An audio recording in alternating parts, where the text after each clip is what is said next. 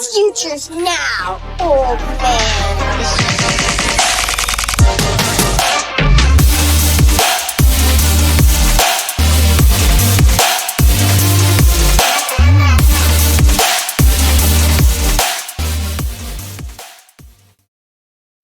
What it do? We got through. This Ooh. this is Future First Podcast, where we are helping you win today with the Future First mindset. I'm your co-host J-Mac here with my co-host Jose. What up, dude? What's up, man? Yeah, as J-Mac saying, congratulations to the 49ers and the rest of the playoff teams that made it out of the wild card. We got one more game, but besides that last one we just got done through tonight, really great games, honestly. Like a great, from a bystander who doesn't have anything to root for, high scoring, lots of drama back and forth. So it was a great time. It was a good wild card weekend, I think. Yeah, man. I had a lot of fun. I mean, that Bears Packers game was fireworks. Bears came back and yeah, they got through also. So the NFC is looking very competitive. I mean, the AFC as well. Still a lot of playoffs to be told here. We have Monday Night Football tomorrow night too. Yeah, so it's going to be fun. I'm playing some playoff fantasy football. My first time on MFL, which by the way, like, are they sure they just didn't like misspell it? It should be like FML. I feel like. Yeah. It's pretty torturous to understand what's going on there, but maybe it's just because I'm so new. But I don't know. No, yeah. I mean, I think I did something similar to what you did last year, and I couldn't do it to myself again this year. I did get into a sort of similar playoff challenge. We took it back instead of that website. We took it back to like the early 2000s where we drafted on a spreadsheet. It's being counted and scored on a spreadsheet. So, yeah, one of the guys from the Ballers Discord, shout out to Kyler's Pink Binky out there. He kind of put it all together. So it's pretty fun. I'm basically just hoping the Texans make it through, or my entire thing is pretty much bust because I have them, a ton of their players. That's kind of how my build ended up going. So, yeah, man, I mean, I think there's always ways to play fantasy. It keeps it exciting, kind of, your last little taste of fantasy before the long off season starts. So, a little fun, a little something extra to do. Yeah, man, you want to stay fresh and keep it fresh, and playoff football is one. It's like fun because you finally get to unplug and care a little bit less about the games going on and just appreciate football for what it is, especially when you have good teams facing off and playing for something that matters here. So I really enjoy that part of it, putting some parlays down, just having fun with it and kind of relaxing and watching it. Unless my team is that are sweating out a win against the Eagles, which I do not recommend. That was 2 interceptions by Purdy. Is just not the way I want to spend a Sunday afternoon usually. But fortunately, I'm used to it. So, all right, guys. But nonetheless, if you're catching this episode on the Player Profiler Network, head over to ours at our YouTube at Future First Pod on YouTube. We're also on Spotify, Apple Podcasts, anywhere you get podcasts now, really. So please follow the show there, like, rate, leave a comment. If you guys want to engage with us, we love engaging with you guys. Yeah, and then when you go over to YouTube, make sure you touch down on that like button and go for 2 for subscribing and leaving a comment there. Shout out to Fox, as always, who's been helping us with our graphics. You can follow her on X at bfoxworth07. But we got another episode of teed up for you guys today. We're going to continue the free agency market talk. But this time we're going to kind of talk more about the wide receivers and their landing spots and who's going to be available for them to land there also. But first, as always, we got a quick hit. If you're ready, let's hit it.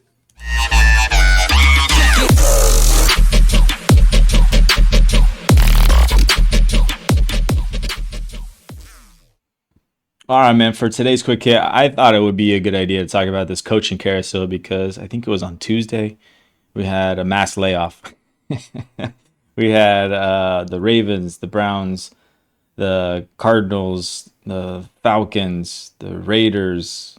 The Giants already lost theirs, but the Giants are also in this carousel. The Titans already lost theirs, but still. And then the Dolphins followed up a few days later. I think Mike McDaniel lost his on Wednesday. Um, yeah, man. So we got 1, 2, 3, 4, 5, 6, 7, 8, 9, 10 teams all needing new head coaches, which is, I feel like I counted that too fast. Yeah, you you went a Yeah. little fast. It's Two, eight, I four, think. six, eight, 100. Eight teams here that need new head coaches. But I guess who, if any of these guys, are these teams players you're worried about from a fantasy perspective? Yeah, I mean, I think the big ones, right? Like the Falcons, the Ravens. I think they have probably the most fantasy relevant players, right? Guys that are probably going to be going somewhere in the first or second round for sure, depending on what happens to Henry. But I think it's going to be pretty interesting what happens there, and like what does that do for Lamar with the Giants as well? Like what happens with Jackson Dart? What happens with Scatterboo Neighbors, who's hurt? Like right, those guys are hurt. So how does the coaching hire? I think those would be my top. I mean, there's fantasy relevant players on like the Raiders and Cardinals as well and Dolphins, but just because they have so many other problems that it's like, to me, the coach is important piece, but there's a lot more else that's going, like who the quarterback. I know we're going to have a quarterback Yeah. episode coming down the line where we're going to talk about this exact same thing. I think it's going to be a little bit more important because the coach can be as great as he wants, but if he has, Geno Smith out there, your Bauer shares or your Waddle shares on the Dolphins, if it's Tua again, are probably you're not that excited in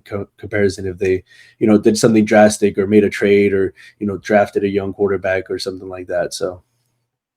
Yeah, I'm kind of with you. Like, I think the Ravens are probably the most interesting, just to see who comes in there and what goes on. But again, I'm gonna second on the Giants too. Like, I'm really interested to see what happens with them. I think that's a prime landing spot for like a good coach to go. I think that'll be a much desired place for. I don't know. Like in my head, I think it would be really cool if Harbaugh just went there. Like it kind of makes sense from that perspective. Having a mobile quarterback, and if he could bring his OC along with him, I just think that'd be a really good pairing. And it kind of makes sense. And it's like a high profile city. Like New York. Like I would love to see that for the Giants. I'm kind of starting to slowly buy in on what the Giants are building and what they could give us fantasy wise. So I would love to see that scenario played out here. Yeah, I But mean, go ahead. go ahead. No, finish your thought, my bad. Yeah, I was gonna say like I think outside of that, like some of these ones that I'm actually more worried about, which I was gonna flip over here. But before we do that, let's get your thoughts on this. Yeah, I was just gonna ask real quick, like in terms of like if you were a coach that could get any of these jobs, like a Harbaugh, what would be your top three in terms of like going, to coach, right? Like you were saying, the Giants seem like a desirable landing spot. How would you rank these? Maybe not all eight, but like maybe just your top three and maybe worst three or whatever. Just if you were Harbaugh, who I think is the leading candidate, Yeah, I think for for most sure. people for most of these jobs, how would you feel about him? Yeah, I think I'd put if I'm Harbaugh, I wouldn't put the Ravens at the top. I don't know if I'm getting that job back. Um, but I like the Giants, I like the Ravens, and if I had to pick one other, I guess the Falcons. Do you see it similarly, or do you have another top Yeah. three?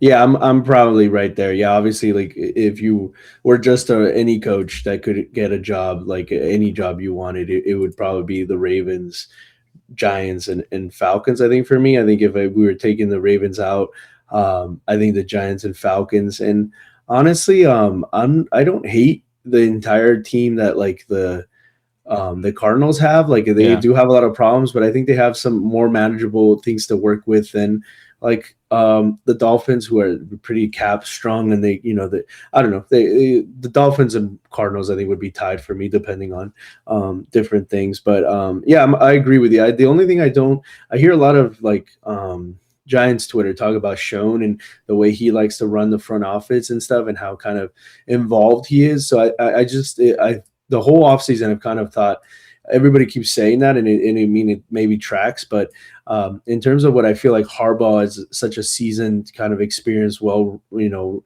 tested coach would want to come in. Like, you're not going to tell him who's his coordinators are. You're not going to tell him who he's going to pick, like, I feel like he comes in and it's more like he takes over, and it's kind of his thing. The GM is there to help, but it's run through. I feel like Harbaugh, at least that's the sense I get. So I feel like that might be a clash with Schoen, but it definitely would be interesting. I mean, if Harbaugh still has it as a coach with such a young guy like Jackson Dart and all the young offensive players that they have and the defensive picks that they've made, could be pretty interesting. Yeah, no, I totally agree, and they're definitely not the Browns, which is probably like the one that I would not want to go to out of all of these.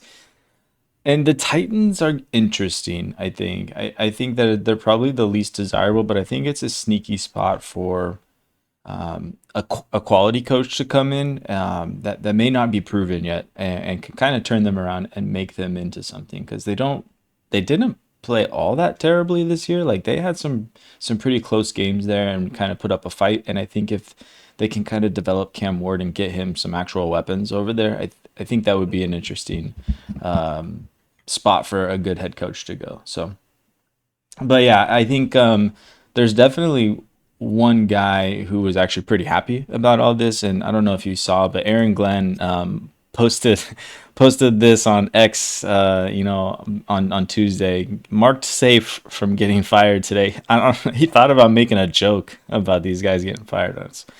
Man, I don't know. And not just a joke about like people who you're professionals with getting fired, but also the fact of that, like, you're willingly knowing that you were so bad at your job that you were on the hot seat of getting Yeah. fired. Like, it's just like really seems out of touch. It kind of just seems like overall to go with his personality as a head coach now that he's in the limelight. Like, some of the stuff on the end, like his antics on the sidelines is just like, it's so weird, man. And the way how bad the team seemed like you completely lost it, especially how bad the defense was, right? And compared to like being the DC of a highly touted program like the Lions. So it just seems tone deaf. It seems like someone who's just like, what are you doing, man? Like, would it be surprising if they start 0-5 and he gets fired next year and like by week 6 or something? Like, it really wouldn't be that surprising. So it's just a really weird thing. And these type of things are like, like organizations later, like if you ever want another chance at a coaching job, like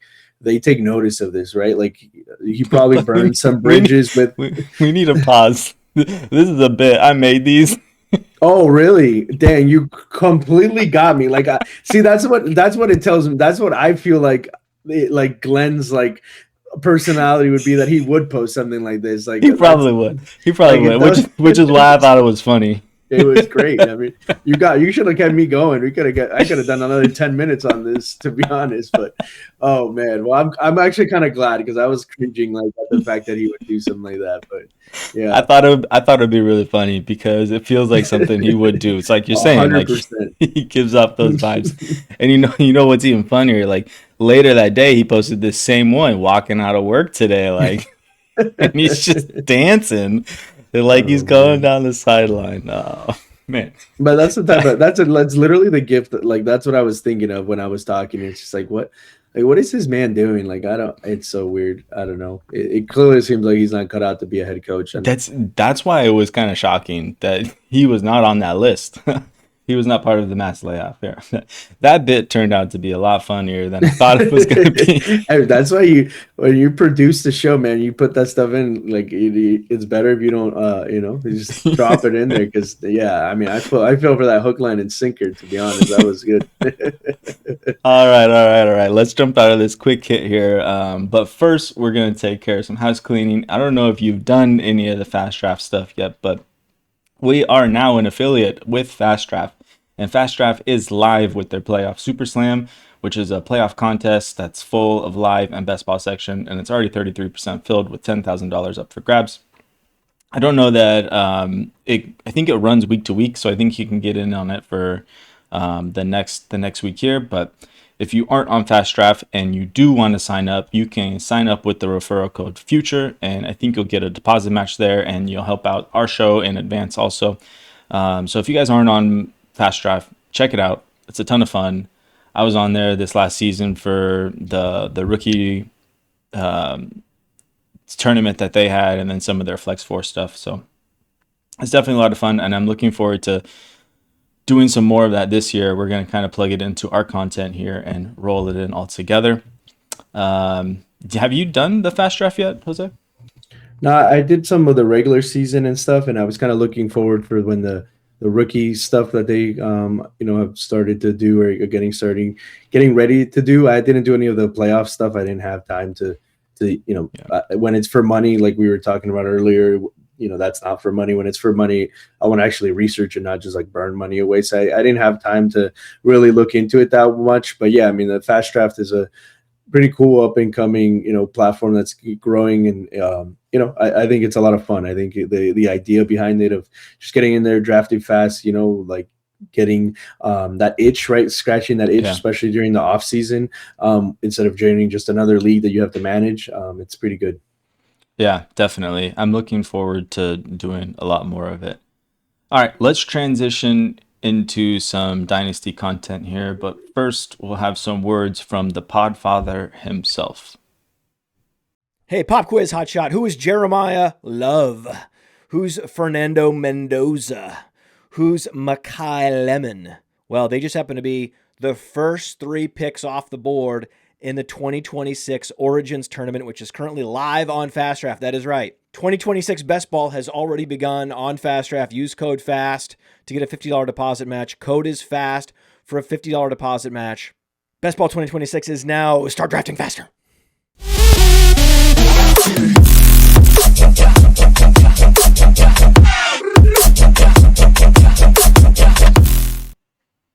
All right, welcome back. We are here in this segment. We're going to go over the landing spots and identify those teams which are in need of wide receivers or an upgrade to their wide receiver room. And just like last time, we're going to break them down into tiers here. This time we only have 3 tiers. Tier 1 being desperate, where they have no wide receiver 1 on staff. Tier 2, we're calling them in the market. They have a wide receiver 1-ish and not a whole lot of depth behind them.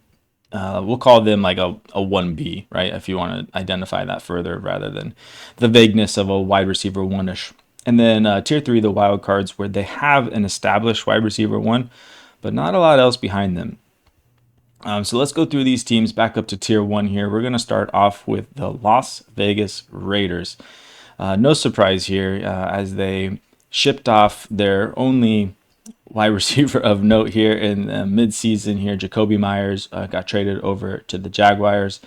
The only other wide receivers that they're really throwing out there are Jack Besh, Trey Tucker, Deontay Thornton Jr., and Tyler Lockett is on staff. But honestly, now that we saw Pete Carroll get fired and Tyler Lockett is kind of his guy, like, I'm not really anticipating seeing Tyler Lockett come back, and he was on a 1-year contract already anyway. So we got a bunch of rookies and a lot of young guys in this room, and really Brock Bowers is their wide receiver 1 anyway, if you want to call him that. So I think this is a primetime landing spot for a wide receiver 1 to go to. I just don't think it's going to be a free agent, because I don't think any wide receiver 1 is going to want to go to Las Vegas and play there.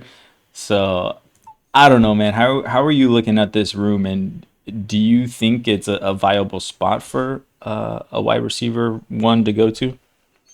I mean, I don't know how, like, a viable spot for fantasy, right? Like, I'm obviously a fantasy podcast here. How viable it could just be a graveyard, but I mean, you could definitely see somebody, sign there for a big amount of money because there is just nobody else. So the Raiders decide they want to go after somebody, and that could be, just detrimental for your dynasty prospects unless, you're a Mendoza believer, truther, which is kind of seeming like the overall 101, especially kind of how he's playing in these college football playoffs. I think he's very much cementing that. I think things would have to go horribly wrong in the draft process after these college games for him not to be the 101 for the Raiders. But, we've seen things happen in other times where that, and we're going to get into the prospects. But honestly, I feel like it's going to be a kind of middling wide receiver that they sign, one of these guys we're going to talk about. And then I think they're just going to throw darts at the draft board, probably a second round, something like that. Like it's not a super deep wide receiver class, but I think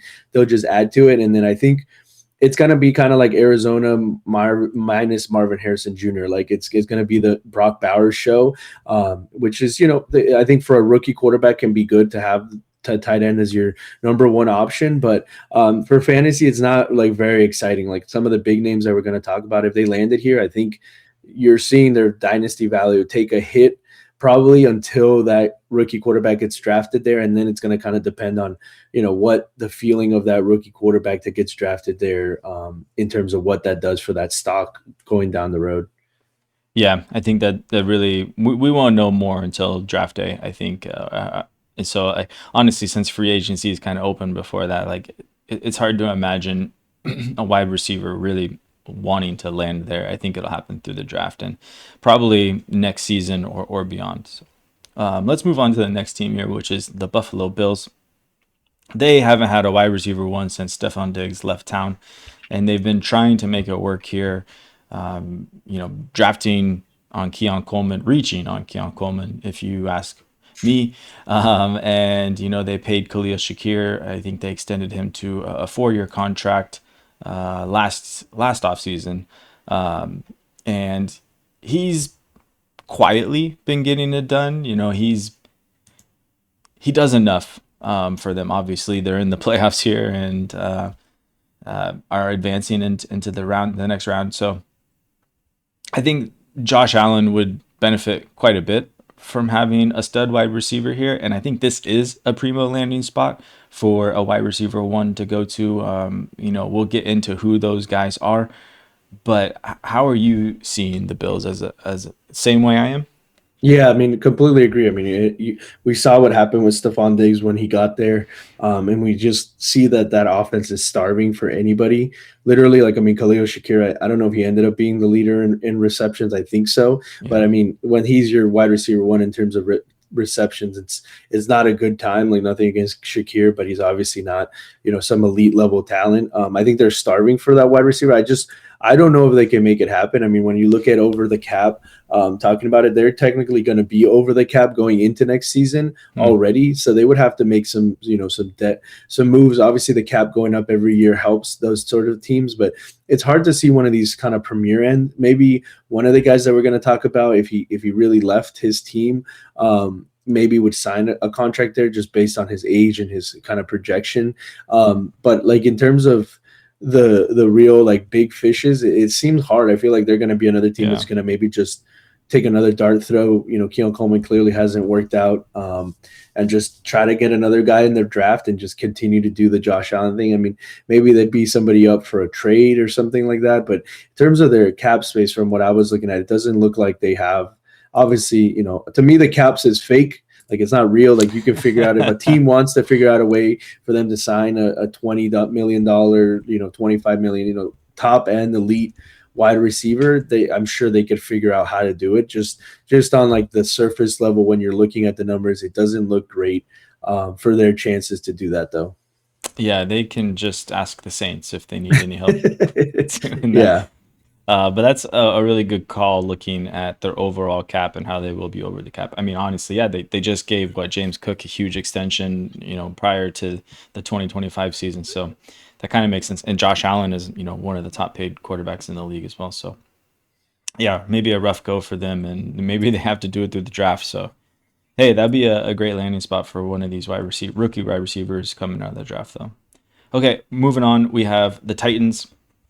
Again, no talent there at all. I mean, Calvin Ridley is technically on contract through 2027, but there is an out for his contract this year. If I'm reading, yeah, they do have a potential out with 13 million dead cap. So maybe not a likely out for them to take here, but it is on the books for them. So I don't know. What do you think about the Titans? Do you think that this is a good landing spot? I think it's just it kind of has to be the whole picture. Like, who is the the OC and who, or the head coach, right, that goes there? Is it somebody exciting, offensively minded that you think can help Cam Ward take a step? I mean, I think going into the season, I know I particularly was pretty in on Calvin Ridley simply because if Cam Ward can just be kind of decent, he's the only target really in the game there. I mean, you saw some guys kind of flash towards the end of the season there, right? What was the guy? Oh man, I'm completely blanking on the weather. DK or AMN? Yeah, DK kind of flashed there, right? Just because they literally had nobody down the stretch when they were winning games. But they are a team that right now is projected to have some of the most cap space of any team pretty much going into next year. So that could be a pretty interesting if you get one of these kind of top end guys signing there to grow with Cam Ward, and they sign somebody exciting, one of these offensive coaches to grow with them. I think that could be pretty exciting. I wouldn't feel as bad as if they went to, like what we were talking about, like the Raiders, or the next team we're going to talk about, like the Browns. It would not feel good. But, the Titans are like middle of the road. If I had to talk about like excitement, like obviously if one of these top guys goes to the Bills, you're very excited.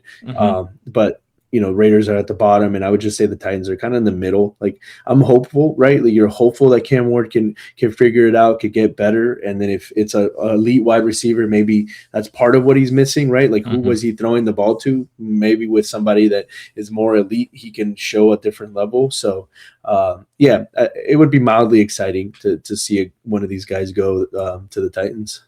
I think so. I would like to see them improve the offensive line too. I think that would do a lot for them. We saw flashes of what Cam Ward can do this year, and I don't know. I liked it. He's definitely one I want to go back and watch some more film on in this offseason here to kind of have a more informed opinion on that. But I do think that there is opportunity there for him to grow and flourish. Okay, and like you said, the next one on the list here is the Browns. The Browns have Jerry Jeudy. I'm not counting him as a wide receiver one, even if he's getting paid like the wide receiver one. He's on contract through 2027. And then we have Cedric Tillman also, who a lot of people like. He's definitely got a hive of people out there, and we've also seen flashes of him do well. But then beyond that, I mean, it's, Isaiah Bond, Jamari Thrash, and a bunch of guys you've never even heard of. So, I think Harold Fannin is probably stepping into that role. Him and Njoku are on the field more. But it's also going to be interesting, too, to see how this change of head coach changes their offensive philosophy here, too, going forward. So, how are you looking at the Browns as a landing spot for a wide receiver? Yeah, I mean, I think in terms of like if we're tiering these, I think I actually put them below the Raiders. Like I have zero confidence in. I don't know what the Raiders will do, but I feel like whoever they get to come in at quarterback is probably going to be better than whoever. I mean, honestly, we're looking at a timeline where it's Deshaun Watson competing with Shedeur Sanders for starting at quarterback. I don't know what that does for you. If that gets you excited, you need to go see somebody. I don't know who, but that's a scary moment. And I just honestly, like, I don't want to make this sound like callous or bad. Like, I'm not happy that Judkins got injured, but like in terms of like an asset that you can probably go get lower now because of that is like having to start Judkins all over again next season on probably one of the worst offenses again is just gonna would feel bad again. So I feel like he's gonna miss pretty significant time next year, and so you don't have to be doing that to yourself, starting Judkins, who's a really exciting player. Unfortunately, he's stuck on the Browns. I just have zero faith that the Browns are gonna get this figured out. They fired another coach who by all means is viewed as a pretty good head coach who's getting interviews, getting fired. So it's not like he was horrible in that sense. So it's just, I don't know, no hope. Like the Browns fans are like, it's just, if one of these top guys goes there, it's to me very bad news. Like you're very upset. You like Shedeur Sanders to me didn't do anything to make me think that he's a competent NFL quarterback down the stretch. Like he made a couple plays, won a few random games, but like in terms of his overall, body of work, it was not exciting. And what we saw from Deshaun Watson whenever he was healthy was same. So it just makes you feel bad if something, if a fantasy relevant player ends up going there for the money or for whatever, like it's just gonna feel bad. Like it's kind of the end of the story for me when it comes to when you think about the Browns. Man, poor Cleveland. Uh, I can't help but feel like they're just gonna mess up this head coach hire too. Like I feel like they're probably gonna promote from within or like go get a college coach or something. It's just gonna fail forward again. Yeah, Deshaun Yeah, Watson. it's crazy because you have so many shots at coaches and quarterbacks and top picks and that whole crazy thing. You see the jersey with like 40 quarterbacks names on it, and it's just like incredible that they haven't even been able to fall like butt backwards into like the Patriots Baker pick. Mayfield. You were right. Yeah, I mean, I guess they had it and they fumbled it. I guess that's part of it is that they had it and they also fumbled it. But I mean, Baker's, he was kind of bakering towards the end of the and not cooking in a good way. But No. like the Patriots can fall into Tom Brady in the sixth, Brock Purdy, Mr. Irrelevant, right? Like the Cowboys had Tony Romo, who was an undrafted free agent, and Dak, who was in like the fifth round. Like even something like that. Like they haven't even been able to just randomly fall backwards into a quarterback of any sort of note, really. Yeah. It's pretty tragic, I would say. But on to better, happier news. The next team we're going to Yeah, talk about. the next team who is desperate for a wide receiver one, but also we're excited and desperate for them to get a wide receiver one. The New England Patriots here. They have, Stephon Diggs, who is on contract through 2027. They gave him a very nice $69 million deal back in 2024. Yeah, before that season there. No, sorry. This past This year, season, 2025. Yeah. So that's a 3-year deal. So through 2027. And then behind him, they have Kayshon Boutte, Demario Douglas, Kyle Williams. So all those guys are kind of young guys, but nothing really there. And honestly, like Stephon Diggs didn't really play like a wide receiver one this year either. I mean, he's 31 this year, so he'll be playing in his 32nd year, 32nd aged. He'll be 32 next year. Yeah, there you go. Yeah, so I think we're dying for a wide receiver one to go here, and he's not a free agent, so we won't talk about him. But man, like if the Panthers were ever wanted to trade Brian Thomas Jr., I would love to see the Patriots aggressively go after Brian Thomas Jr. That feels like it would be a great fit with Drake May. Yeah, I mean, you got the right animal species, right? You said Panthers. He's on the Jaguars, Yeah, Jaguar. but it's close. In the same family, same cats. Yeah, I mean that would be awesome. I mean, I have a lot of Brian Thomas Jr. I mean, you're talking about Drake May, who's in MVP conversations, just won his first playoff game here to go as the 2 seed. So now they get another home game, and he's in MVP conversations without anybody realistically to throw to, right? So if you got him another weapon, what could that do for his game? How many more touchdowns, yards, etc.? What could I really hope McDaniel stays? Like I heard there was talks about maybe him getting some shouts for. I mean, I don't know how he could get another job, just how bad it's gone when he's been a head coach. So I hope he stays there for a while because he seems to coach, and do well with Drake May. They seem to, that offense seems to do decent, and just get him a wide receiver one. That would be awesome. I mean, like any of the guys we're going to talk about, even some of the more mediocre, like second level guys we're going to talk about, I think would be pretty exciting with Drake May in that offense. What if the Raiders went after McDaniels? Full circle. Could it be worse than hiring John Gruden or freaking it could be. Then what's his name? Pete Carroll? Pete Carroll, I don't know, man. Just give Tom Brady the coaching job. Like, I don't know at this point. Like, what is he? I don't even know what he's doing. But yeah, he's commentating, man. He's all right. He's not bad. He was calling the Niner game today. Him and KB. I don't even know who KB is, but he talks about KB all the time. And all right, let's keep cruising here. We're falling behind, so let's get through this next one here. Tier 2, who are in the market, have a wide receiver one-ish. Not a lot of depth behind them. And the 5 teams that we have here are the Steelers with DK Metcalf, Commanders with Terry McLaurin. The Panthers with, I don't know, insert whoever you think their wide receiver one is, because it looks like it's Jalen Coker if we're going off that playoff game the other day. And same thing with the with the Packers. The Packers, is it Christian Watson? Is it Jaden Reed? Who knows? Romeo Dobbs is, I think, going to be a free agent this year too. And then you have the 49ers with not really a wide receiver one. It's whoever Kyle Shanahan wants to feature in that day. Whoever's healthy that day. Yeah, dude, it's getting bad. So I don't know, like, are any of these teams ones that you're looking forward to a wide receiver one going to? Yeah, I mean, I think we could kind of maybe just parse them. Like, are we excited if a player goes there, since we're going a little long in tier one, and otherwise are we not? The Steelers, I'm not very excited. I don't know who their quarterback is going to be. So just off that, the Panthers, it would be very crowded if another mouth went there. I mean, they spent the pick on Tet.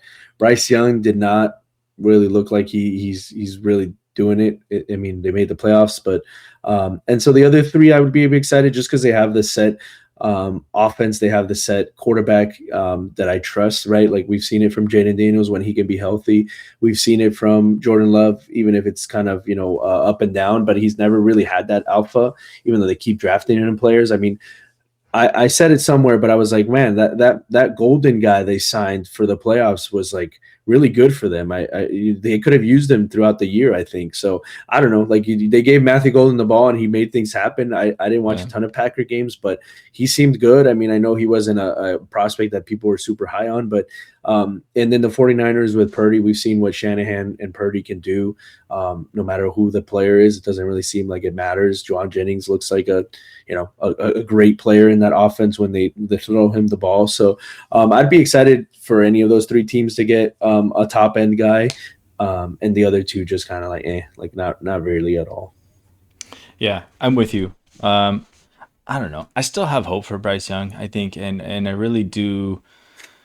I don't know. I'm kind of buying into what they're building over there, but Jalen Coker looked really good. I don't know how much of the game you caught of him, but I might be interested in off season. It was just one of those things too, where it was like, I don't know what it was. They were trying to drive down the field, get into field goal range, and it's just one of those maddening things. Like, you have Tet and Coker. Coker has been great, yeah, and they threw it to, I don't even know. I don't know who it was either. It wasn't Leggett. It was somebody else, yeah. And it was just like, why? And he dropped the ball, and it's like, was it? Yeah, JC he dropped Horn? the ball. I think so. Yeah. And I was like, why are you throwing it to that guy? Like, why? Like, it's maddening. Maybe I'm just like a dumb armchair quarterback fan, but it's just like, you threw it to a worse player and he dropped the ball. I'm not like, why would I be surprised? Yeah. So yeah, man. I'm not a Bryce Young believer. I'm sorry. I can't do it's it. Fine. But it's fine. You want to move on to the last tier here? Yeah, let's do it. Okay. Wild cards have established wide receiver one, but not a lot behind them. The Falcons. Are you happy to see like a good running mate there land with Drake London? Yeah, if it's one of the middling guys, I feel like it's always good for an alpha to have at least somebody that can make the other team and defense think about somebody else, so they can't just completely bracket and double team a guy. Okay, yeah. The Saints here with Chris Olave and the newly found Tyler Shuck.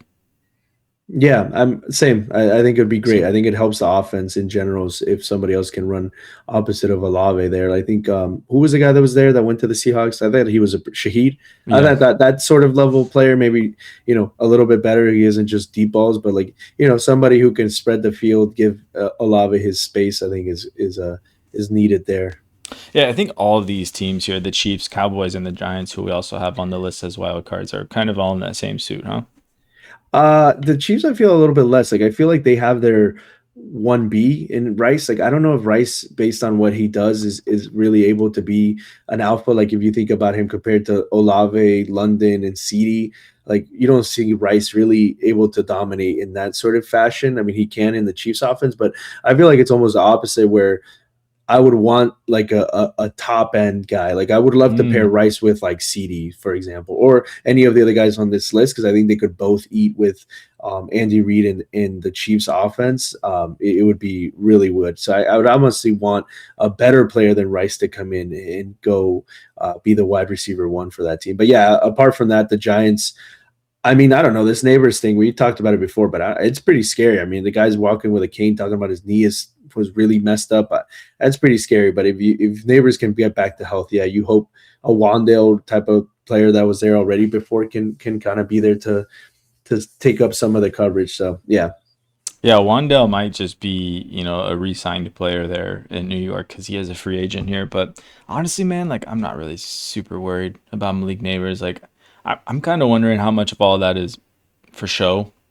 And it's like, I don't know. We still have 7 months until they're playing football again. So if people want to sell low on Malik Neighbors here, like I'm just gonna go get him. Like I'm believing in the Giants and what they're doing, and that dude is way too good to pass up on. But I would like to see something else get there and help him out.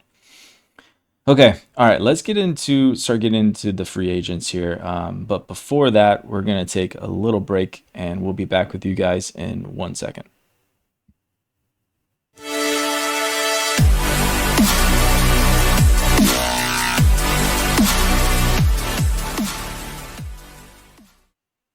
All right, welcome back. And in this segment, we're going to start talking about the wide receiver free agents who could land in the teams that we were just identifying previously. And again, we've identified these guys into tiers.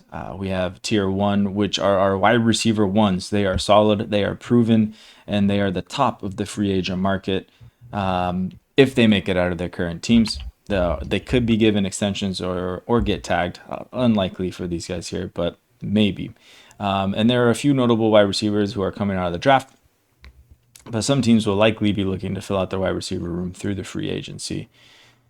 And in tier 1 here, for the wide receiver ones, it's pretty slim this year. We have Mike Evans and George Pickens, who are really the only guys that are qualified to be in this. I don't know. There were some guys in the 1.5 group that I was thinking about plugging them in there, but there's a blemish on any of their names here. But Mike Evans and George Pickens here, I guess I don't know. Mike Evans, as old as he is, I really don't expect him to leave Tampa Bay either. I feel like he's coming back and they're just going to run it back with him. But I don't know.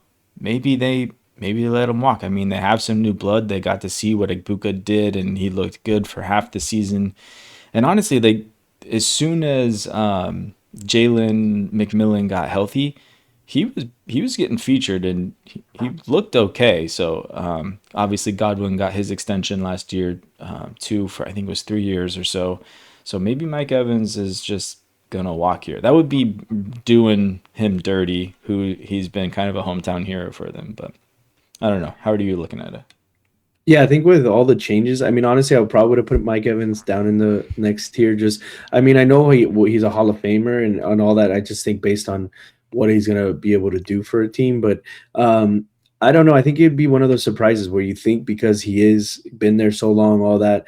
But, I mean, they have a lot of players. They completely gutted. I mean, Bowles literally fired pretty much everybody on that team. So, it could be one of those things where they really want to go into the future and not have to, have Mike Evans, who's going to be 33, I think, going into the season. So I think it could be a pretty interesting. I mean, he's quite old, so it's one of those things where, like, are you going to get a Devontae Adams type of run from him, or are you going to get one of these other kind of older guys that switch teams and it kind of, that's the end of their career type of thing? I think it would all depend on placement and where he goes, what quarterback, what system he goes to. My excitement about Mike Evans. And then Pickens, I'm really, really interested about, like, a lot of talk coming out of Dallas is like, is he – they want to re-sign him, and it seems like a real Cowboys thing to do. Like, we have 2 first-round picks, so we're gonna pick defense, and yeah, we can spend on Pickens and do that deal. I don't know, man. I feel like things could get really, really wild if they tagged him, which probably is going to be the natural thing that happens next. But I think it's pretty likely that he'll just tag and probably get an extension. So I don't want to spend too much time on these guys because I don't know how likely it is that they end up in the one of these teams. Okay. Yeah, that's fair. We don't have to spend too much time on them. I think if Mike Evans were to leave, though, I think he'd be a good fit for the Packers. I feel like just like getting that possession receiver and then pairing him with like a Christian Watson type. It seems like that could be a real deadly combination there. George Pickens, man, you know how I feel about George Pickens. You almost got me to change my mind on this guy. I don't. But hey, I don't know. We'll see. We'll see what happens. All right, let's get into the next tier here. Tier 1.5, a wide receiver 1-ish. These guys have had some bright spots in their career. They've been productive in some kind of way. Probably not in a way where they could be featured in an offense here. So these guys are, I guess, let's just go through these guys one at a time. Deebo Samuel, are you excited about him in his senior era going somewhere? Not particularly. I mean, honestly, he's more one of those guys that might throw a wrench into a wide receiver room and just kind of take away targets from somebody you're hoping to kind of dominate the target share. So not really. Okay. Juwan Jennings. I feel like you get the sense he's going to be a 49er again. I feel like they like him, but I don't know what their deal with signing him back would be, but I feel like he's one of those guys, like not to do this to you right now, but he seems like a system guy. Like I don't know how well he'd work out of the Shanahan sort of offensive system. Like he might go somewhere else and you just don't get nearly the same level of player because they don't run a good enough scheme to get him. Like I don't think of him as like, ooh, yeah, that's a guy that can win in no matter who's throwing him the ball, no matter who's scheming him open. I don't think he's with the 49ers next year. I mean, he was wanting an extension this year, and I think they gave him incentives, and that made him happy.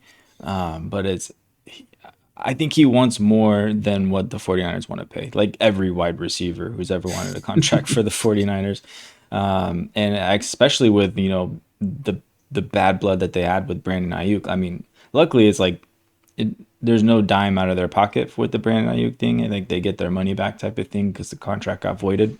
But I don't think Juwan Jennings resigns here unless we win the Super Bowl and Juwan Jennings goes off for like 6 touchdowns and like 600 yards or something like that. Then maybe we're talking about extending him. But even then, like I don't know, it doesn't feel likely to me. Yeah, okay. And then the next guy on our list here is Wan'Dale Robinson, which I think he's pretty interesting. I could see him getting a decent payday here. I mean, honestly, like we saw some guys get like 13, 15 million. Who was it this past year that got a pretty sizable contract that kind of made you raise an eyebrow? Oh man, I can't remember. Was it the one recently, the Shakir extension? He got a pretty nice bag, didn't he? Maybe was it? Maybe He's it on a was 4-year like Chris- 60 million or something like that. Yeah, I want to say it was one of the Jags wide receivers. Nonetheless, like, do you think he kind of fits that bill where he gets a contract and you're just like, okay, Wan'Dale, like, Yeah, I mean, I'm pretty excited about Wandale. Like, I don't know if I'd want him to be the one anywhere, but anywhere that he goes, like those sort of tier 2 teams we were talking about, like with a decent quarterback would be really interesting. I think he was coming into his own. I mean, he's never going to be, a 1,500-yard type of player, but he's earned 140 targets at back-to-back seasons with really bad quarterback play until Dart took over, right? And this year he finally passed 1,000 yards. So he's a pretty interesting player. He's one that you really hope lands in a really good system with a really good quarterback to take advantage because he's not going to be the elite guy, right? That's why he's in this tier. But, you could be pretty excited about Wandale, or at least I could, right? In the dynasty roster that's pretty deep, like you need a Wandale type of guy to fill in your flexes, fill in bye weeks. Like he could be a pretty interesting player. yeah, I think I agree with you. Like, I think those tier 2 teams you're talking about were the Commanders, the Packers, or the 49ers. Honestly, I think he'd be a really good fit for the 49ers. I think he'd be a great plug-in into that offense, just be systematic. He could be the Juwan Jennings. I think they do like about Juwan Jennings though is the run blocking and what he can provide there. So I don't know how Wandale would fit in there, but I like it. I like it. Okay, let's get into the next guy. Keenan Allen. Just no. No, I mean, I think he just goes back to retiring, or like I think he's going to retire, not back to retiring. Like I think he's probably retiring if he doesn't come back to the Chargers, right? I don't think he has a contract like any. Well, obviously he's a free agent. That's why he's on this episode.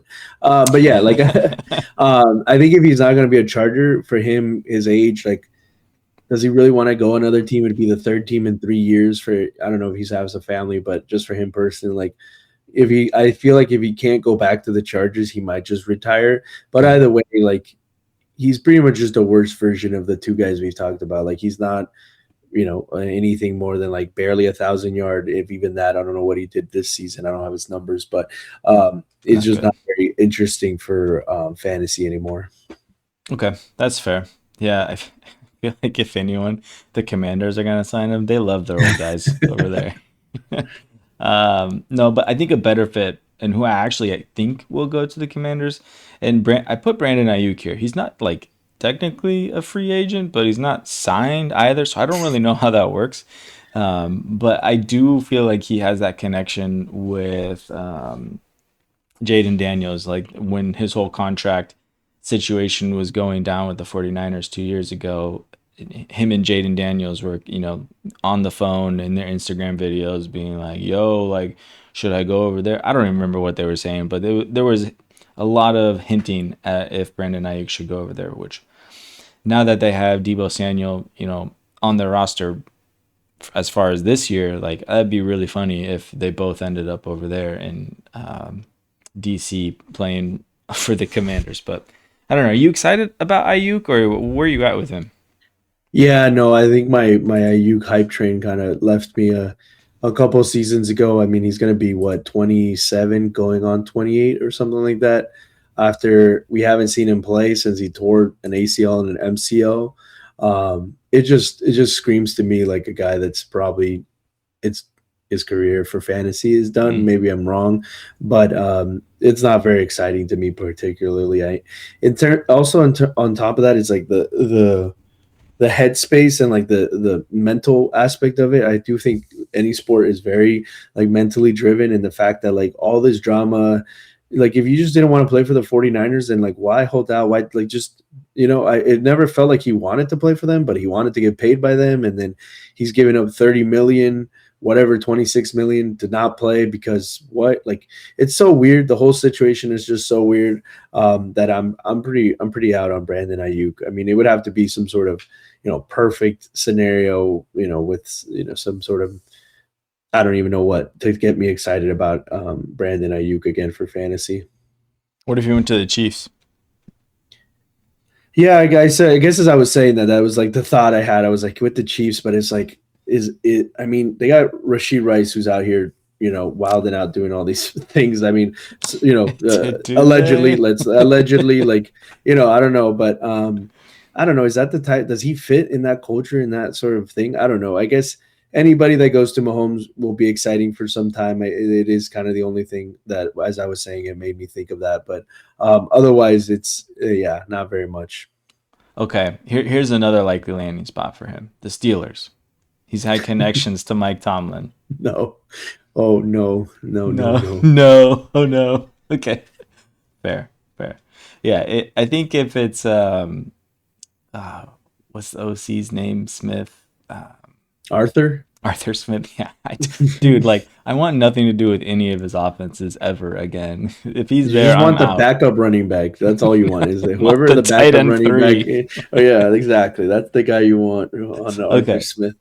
All right, moving along here. Romeo Doubs from the Green Bay Packers. Like, I don't know. You think he gets re-signed? I don't know if he gets re-signed, but I've always thought that Romeo Doubs was the best wide receiver there. Not on pure talent because Watson is better, but his availability, right, is part of the talent, and he's kind of always there. He seems to make big catches. He had some pretty big plays for the Packers, even though they lost. And I've always thought he was their best receiver. Again, he's not meant to be the alpha. He's not meant. But if you paired him with a one, right, like some of the other guys you're talking about, like I would love Romeo Dobbs if Pickens left for the Cowboys. I think he'd do a great job with CeeDee Lamb, because he doesn't have to be the star, but he can be a very solid piece, kind of just like Wandale, like a guy you can throw in your flex, and you're happy for 8 to 12 points. And he has shown, he's at, I think he had a 3 touchdown game this year, or was it a 2 touchdown game? I can't remember. Dobbs? But this 3. year He did. Yeah. Exactly. So, and he does have the talent to get out there and have a blow up week. So he's probably up behind Wandale. And the last guy we're going to talk about, probably the second guy I'm most excited about on this list. Jalen Coker. Yeah, he's tied with Coker. I don't know. We haven't seen so much. Maybe I just like, calling people cokeheads. I don't know. It's just a funny nickname, man. Like let's just, man, I was watching that game with my nephews, and we were getting into some wild like nicknames and celebrations and stuff. But it was funny. But Is that what that was earlier? Yeah, that's what that was earlier. I'm glad you caught that. But yeah, man, what do you think about Jalen Coker? I like him, man. Yeah. He's good. Like it's really hard to believe that the Panthers are gonna let him go. Like what we've seen from him when he's healthy, he's been more than just a role player. So I think it's extremely unlikely that he goes anywhere else. But it would be nice to see him go to a more premier offense. Like if he got plugged into even like the Patriots, I don't know, maybe that's more the same of what they already have. And like same with the Bills, right, where they need that stud guy. But I don't know, man, like there's something about that guy where he just moves well. He's got great hands. He seems pretty smart too.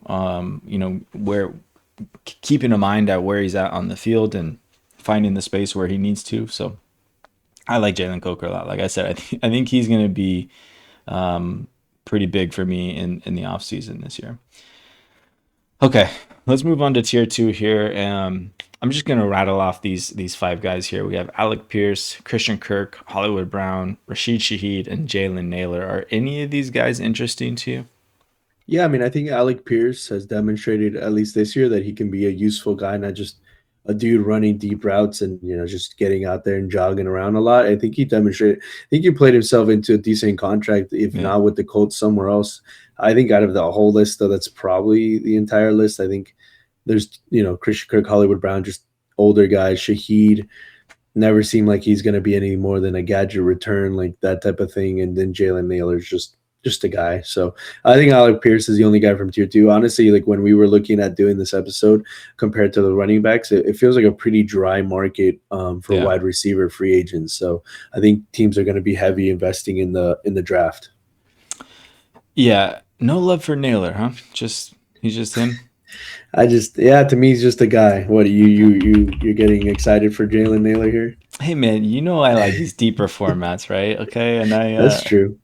He's shown enough. Like he's flashed in 2 years in a row now where I don't know, man. And it was with Justin Jefferson and Jordan Addison on the field too. I mean, granted, it was 9 throwing the ball.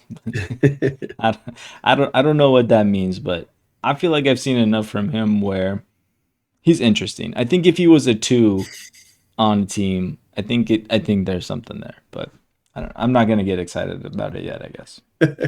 Yeah, man. I mean, I must, maybe it's the touchdowns, because I don't know, man. Like he hasn't caught more than 30 passes, has had the most 50 targets. He's a wide receiver 3 on his team. Okay, like flashed. I said flashed. He flashed. Yeah, I mean, yeah, he was flashed. He was there and not again, and then he was gone. That's right.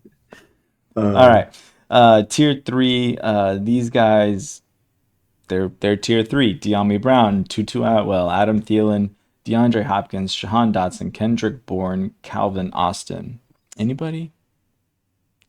Kendrick Bourne. I mean, these are definitely These are definitely like best ball type of assets. Like I don't think I'd ever have the confidence to start any of these guys in a start sit unless one of these crazy large formats that you're talking about. But otherwise, yeah, man. I mean, like two of these dudes are just would they retire? I don't know. Is Hopkins gonna be in the league anymore? Thielen, Probably. like probably retiring. So Tutu kind of had flashes, but I think he's had injury, right? Like quite a bit of injuries. So yeah, I think Kendrick Bourne, Calvin Austin, those guys kind of in a deeper best ball sort of dynasty league, like kind of like the Toe Clan. I wouldn't mind having at the end of my bench, like for that 1 or 2 games a year that they might pop in and have more than like 8 points. But more than that, it's hard to see them even really getting probably much money from anybody, right? Like none of them have even really even flashed like Naylor has to get any sort of contract. Whoa. Probably. I mean, Kendrick Bourne, he definitely flashed this year. Okay, I probably should have put him in tier 2 with those other guys. I know, I hear you. I hear you. I feel like these guys are just kind of role players. Like they're not exciting for fantasy, but I think they will make a difference for a wide receiver 1 or wide receiver 2 on whatever team they end up on, right? I think these guys are good team fits for these wild card teams. Like if we were gonna put like a Kendrick Bourne or Calvin Austin on the Saints, I think that kind of fits really well with Olave there, just to kind of help clear space to up on the outside to kind of let him do his thing and kind of dominate outside the numbers there. But yeah, I'm kind of with you on the rest of these guys. Like De'Ami Brown, I'm Baxter punting him off the bridge. I want nothing to do with him anymore. And yeah, I mean the old heads just kind of, yeah, they're gonna go to the wayside here. It is such is the dynasty way of life, and the renaissance is here for them. All right, man. Unless you got any more that you want to talk about these really exciting free agents in the wide receiver market, do you want to roll into the outro? Yeah, I mean, before we get to it, how are you feeling against the Seahawks? Right, you guys split 1-1 this season, going into the conference, divisional round. How are you? What I'm are you just thinking for the oozing with 49ers? confidence here. You're Like I easy with can't. confidence. I'm The, just the 3 so points you guys were able to put up on them so at the confident. beginning of the year really got you excited, huh? To play So that good, defense again. Without man. Kittle, oh man, we should have talked about that. Is that the end of Kittle's career? If that was a torn, if he blew his Achilles Achilles, career. I don't know. because he's old, man, isn't he? I mean, like He's 34. when he's the same age as me, man, that's like you're old for the NFL. No, he's Yeah, 32. 32. I mean, that's still old. I, Oh yeah, it is Achilles tear is what looks like what they're saying. I'm looking it up right now. So I don't know. Maybe. Achilles tear in January. He's not playing until he's 34, like you were saying. I feel like. Hey, man, we got Jake Tongas. I don't know if you know. I mean, he looks good. I I know mean, he I does look I, good. Yeah. I don't know if it's just a Kyle Shanahan effect, but man, like you play anybody at tight end, it seems like he'll do something for you. Like They'll it's not. they'll get it done. He's not the run blocker that Kittle is. Kittle is like the bomb at that. Yeah. And yeah, I mean it sucks. Like I don't know if it's the end of his career. He's still has. I think he's on contract through when he's 34. So I think he plays. He's on contract through 2027. So I imagine he comes back. But yeah, it's probably some resemblance of what Kittle was. I hate saying that already. And yeah, man, I don't know with the Seahawks. Like I'm a little hopeful, right? I mean, we didn't have Trent Williams in that game, and that's a really big deal. That makes all the difference, I think. And yeah, if Ricky Pearsall can come back, maybe. Honestly, for as for as much crap as our defense catches, we've been kind of playing pretty good defense, I must say. Yeah, we kind of put it together there against the Eagles today. So, and I mean, obviously it showed against the Seahawks too, right? We kept them within reach for most of the game. So it really comes down to how potent our offense is, and if McCaffrey can catch a pass from Juwan Jennings, you know. I don't know, man. We'll see. I'm keeping my finger. I kind of want to go back to Wookie and have like a double down bet. Hey, who wins this game here? Let's go double or nothing. All right. With that said, man, let's get into the outro. Another banger of an episode for you all. I hope you guys enjoyed it. We will be back with another one next week where we'll be breaking down quarterback and tight end free agency. I think that one will be pretty interesting. There's probably going to be a lot of quarterback turnover here in this next year and not a lot of new quarterbacks entering the draft. No Tyler Shucks this year. So, but thank you guys as always. We appreciate you guys. So we'll see you next time. And Jose, man, do your thing. Yes, sir. So thank you to Player Profiler Network for having us. Fast Draft, shout out to them. We are on YouTube. You can find us on Player Profiler Network and our own at Future First Pod. Like, subscribe, comment, Apple Podcasts, Spotify, all the things. Hope your division wildcard round was good. We'll see you next week.